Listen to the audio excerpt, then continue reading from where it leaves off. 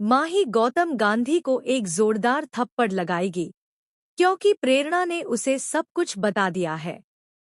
जब प्रेरणा प्रेम के साथ जा रही थी, तब उसने गौतम को गलत काम करते हुए देख लिया था।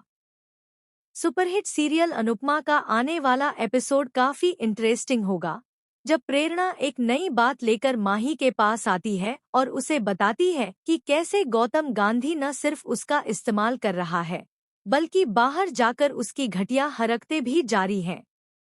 वहीं दूसरी तरफ अनुपमा भी खुद को ज्यादा देर तक चुप नहीं रख पाती।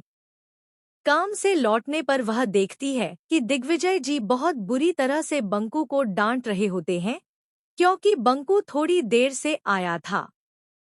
इसके बाद अनुपमा खुद को रोक नहीं पाती और दिग्विजय जी को समझाती है कि किसी के लिए थोड़ी सी खुशी भी कितनी बड़ी होती है। वह कहती है कि अगर कोई लंबे समय से आपके हिसाब से जी रहा है, खा रहा है और आपके लिए सब कुछ कर रहा है, तो उसकी जिंदगी भी उतनी ही महत्वपूर्ण है।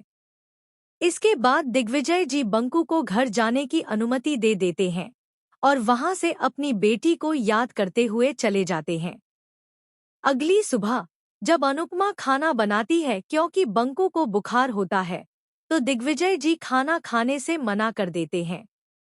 वह कहते हैं कि आप यहाँ एक मेहमान की तरह आई हैं, कुछ समय रुकिए, मेहमान नवाजी देखिए और फिर यहाँ से चली जाइए।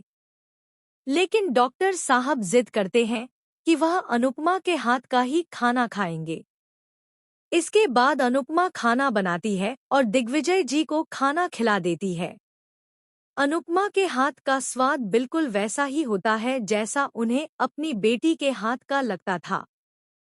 अनुपमा ने यह भी देखा है कि दिग्विजय जी अपनी बेटी को याद करके परेशान होते हैं, रोते हैं और कैफे में जाकर खुद को संभालते हैं। वह हिम्मत करके उनसे कहती है कि आपका घर और कैफे दोनों इतने अच्छे हैं, तो आप कैफे क्यों नहीं चलाते। इस पर दिग्विजय जी गुस्सा हो जाते हैं और अनुपमा से यहाँ से जाने के लिए कह देते हैं। दूसरी तरफ मोटी बा फिर से गुस्से में होती है।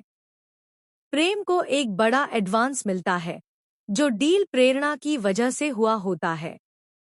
लेकिन मोटी बा इस बात को नजरअंदाज कर देती हैं। वह कहती हैं कि तुमने मेहनत की है, बिजनेस करना सीख गए हो और विनम्र रहना भी सीख गए हो। इससे साफ दिखता है कि मोटी बा अपने इंफीरियरिटी